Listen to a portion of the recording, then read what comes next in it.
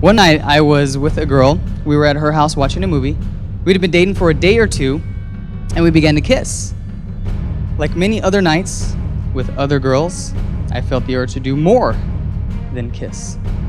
But as I made my move, the girl stopped me, and she looked me right in the eyes, and she said, "Are you sure you want to do this? This changes people."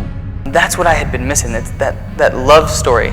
Because, all that time that I was desperately searching for something, I didn't know what it was, but all that time that I was so hungry for physical intimacy, for sexual intimacy,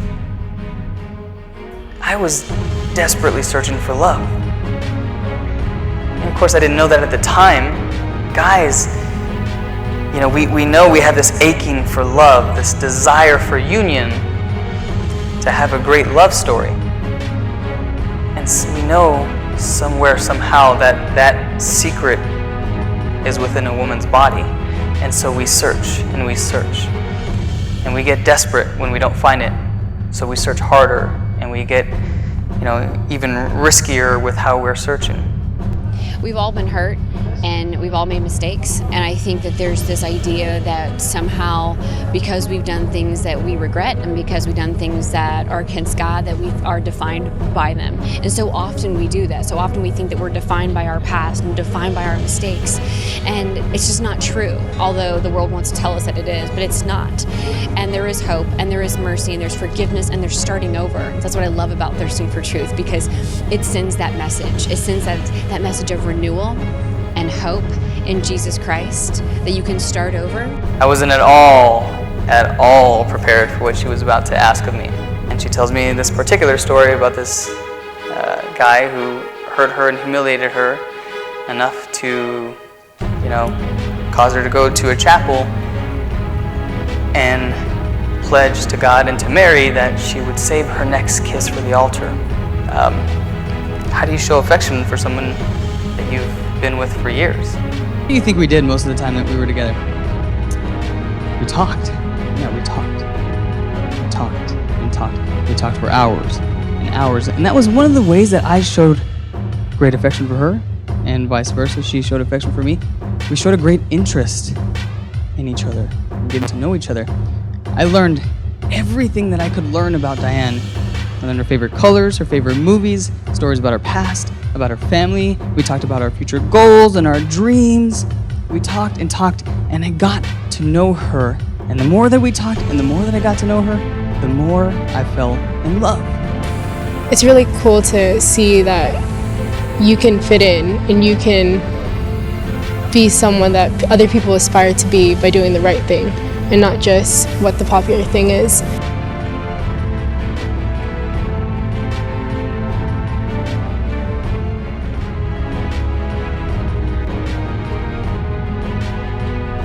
You're young adults, I know, you're way too cool for this, right? But all the teens, when I go they're not embarrassed to be crazy, so they're like, oh. So when I go I got her flowers, and they go, oh, that's nice. I wrote her poetry, oh, that is really nice. I sang to her, and they go, oh. And then I go, I massage her feet, and then they're like, oh. But you girls, you love it, so don't act like you don't.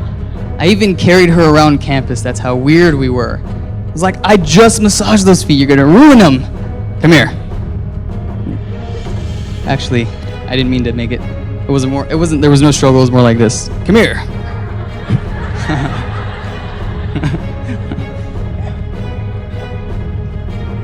We did not lack affection at all. In fact, we were glowing with affection. When we're talking about a Jesus whose whole ministry is based on relationship, Marcus and Diane, they brought that to life to us, because they didn't just get up there and talk; they touched hearts. Most of us, when we feel affection for somebody, we resort to kissing. The only way that we know how to show affection, to say I like you or I love you, we just resort to kissing, and we never explore all those other ways, all those romantic ways to express affection, to say, I like you, or I love you. A question that people used to ask us is like, so, well, did you have any kind of like physical contact before marriage? I mean, you know, what was it like awkward when you said goodbye to each other? Like, you know, hey, did you shake hands or bump it? Like, see you later. Boom, see you after class, you know. There was no awkwardness because Diane and I didn't treat our bodies and our desires as though they were this ticking time bomb that was just ready to explode at any moment. You know, we weren't afraid of those desires. We respected them. When most people are saying goodbye to each other, what do? They just make out. I call that the num-nums, you know. Nom-nums, sorry. Num-nums is for babies. That's actually, I think, a little cracker. Sometimes I get confused. But anyway, the nom-nums, right? Because when I see like people who are making out, like, to me it looks like they're trying to eat each other, and it's gross, you know? Like, all right, girl, I'll see you after class. Like, you know, nom-nom. That's gross. Nobody likes to see that. I don't really care. I don't like seeing it. You know, nobody wants to see that kind of thing. But we'll give you a quick demonstration. And so when Diane and I were saying goodbye to each other, we didn't kiss. So, you know, I'd hold her hand and I'd say,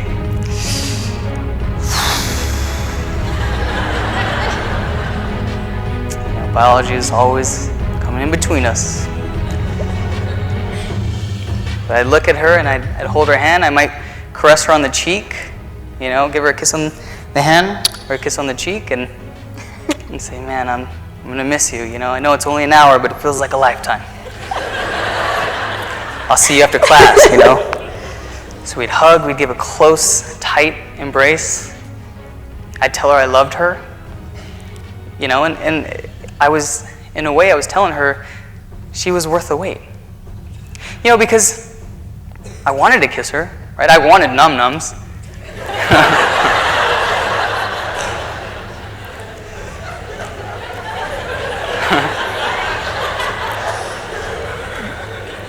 But I was willing to wait. I was willing to wait because we didn't lack affection.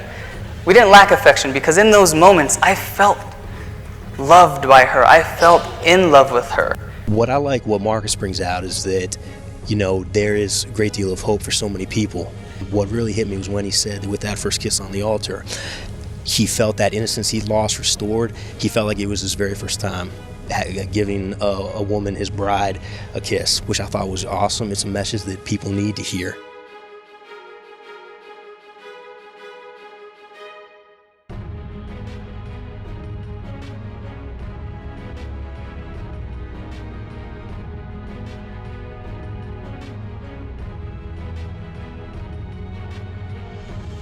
There was no greater witness to there being a God, to God as your Father, than to witness the love of a father on earth. That is the purpose of marriage.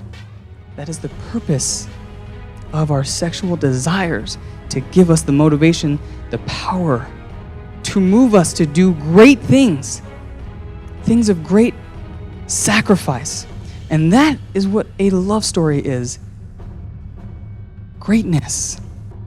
I believe that the greatest combat to atheism is with a great love story.